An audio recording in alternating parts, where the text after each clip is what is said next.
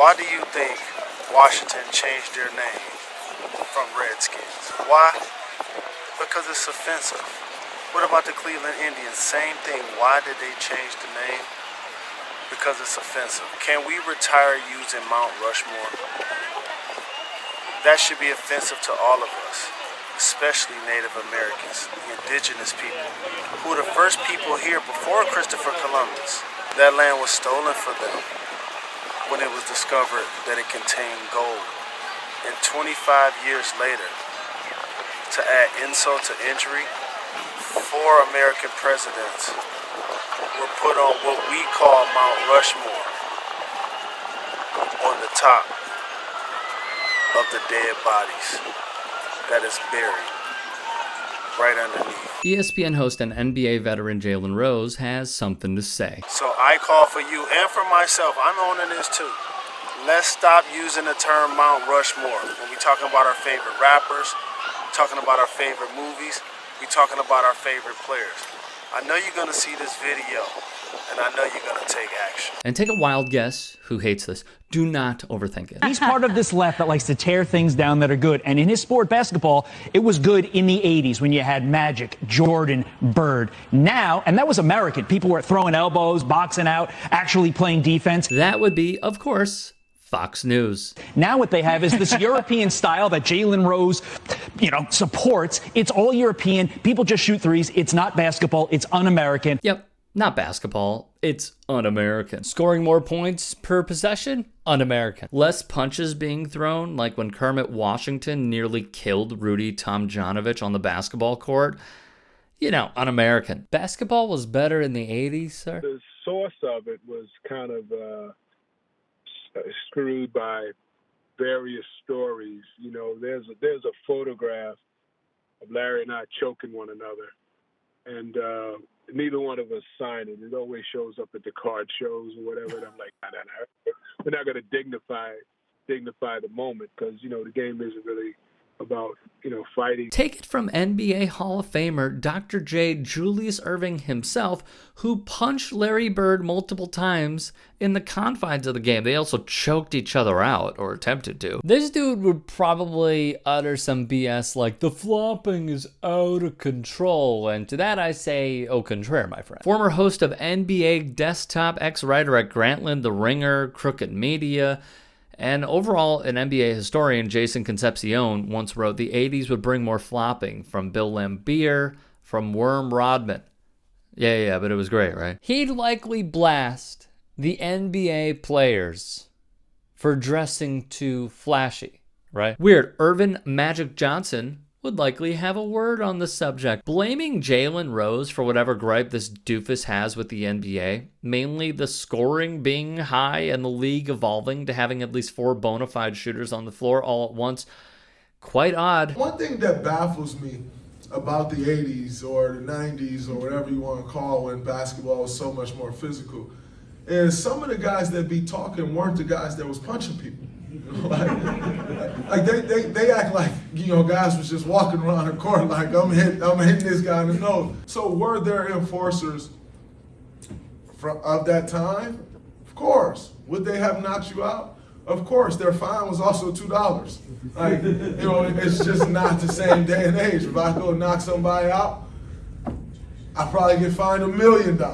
When guys get to making these comparisons or talking about, if you played in this day and age, yeah. And if you played in this day and age, you would have had to be way more skilled than you were. On the topic of Mount Rushmore, not the debate style talking point, right? But the geographic location, Jalen Rose has a point. Before it became known as Mount Rushmore, the Lakota called this the Six Grandfathers Mountain. It was a place for prayer and devotion for the native people of the Great Plains.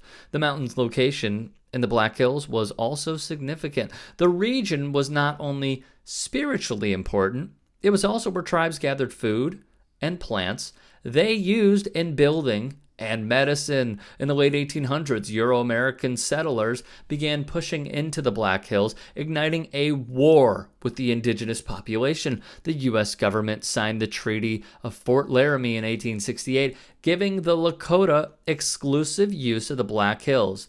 Within a decade, however, gold was discovered in the region, and in 1877, the U.S. broke the treaty and took over the land. The Lakota considered the carving of the 4 presidents' faces on what was once 6 grandfathers a defacement of their sacred site, especially as those 4 people had a lot to do with destroying our people's land base. Victor Duville, history and culture coordinator in the Lakota Studies Department in Sinte Gleska University, told Snopes, "Indeed, Washington waged war against Native American tribes. Jefferson was considered the architect of policies that would result in the removal of Native Americans from their lands. Lincoln ordered the execution of 38 Dakota Native American rebels, the largest mass execution in American history, and Roosevelt systematically removed Native Americans from their lands." The man hired to carve the mountain was sculptor Gutzon Borglum. And here's a name you should probably know. In 1915, Helen Plain, the founder of the Atlanta chapter of the United Daughters of the Confederacy, approached Borglum about a possible project. One of their most powerful tools? Textbooks. Take a look at this pamphlet called A Measuring Rod for Textbooks. This group was committed to spreading the truths of Confederate history, so they instructed school boards to reject any textbooks that did not accord full justice to the South. If the United Daughters of the Confederacy sound familiar, it's because we covered it previously. Essentially, these racists did not like losing the Civil War, thus the United Daughters of the Confederacy, a women's group that was formed in 1894, led the effort to revise Confederate history at the turn of the 20th century. That effort has a name: the Lost Cause. It was a campaign to portray Confederate leaders and soldiers as heroic, and it targeted the minds and identities of children growing up in the South so they would develop a personal attachment to the Confederate cause, which you still see today. Borglum, the sculptor, clearly aligning with the wrong people, continued doing just that. After accepting, Borglum drew up a proposal featuring Robert E. Lee, Stonewall Jackson, Jefferson Davis, and J.E.B. Stuart riding in a cavalry carved in deep relief across a 1,200-foot span of the mountain's eastern face. The fathers of the Confederacy would be 50 feet tall, surrounded by stampeding horses and cavalrymen. At this time, Birth of a Nation came about, a film portraying the Triple K rescuing white carpetbaggers and freed slaves who had turned the great Confederacy into a drunken Sodom. The Triple K soon became the #1 fundraiser for Mount Rushmore. Did you know that? Throughout his work on Stone Mountain, from 1915 until 1923, Borglum became intensely involved in Triple K politics related to Stone Mountain, and on a national scale as well. He attended their rallies, served on their committees, and tried to play peacemaker in several Triple K leadership disputes. Borglum was a racist long before arriving in Atlanta. The sculptor referred to immigrants as slippered assassins and warned that America was becoming an alien scrap heap.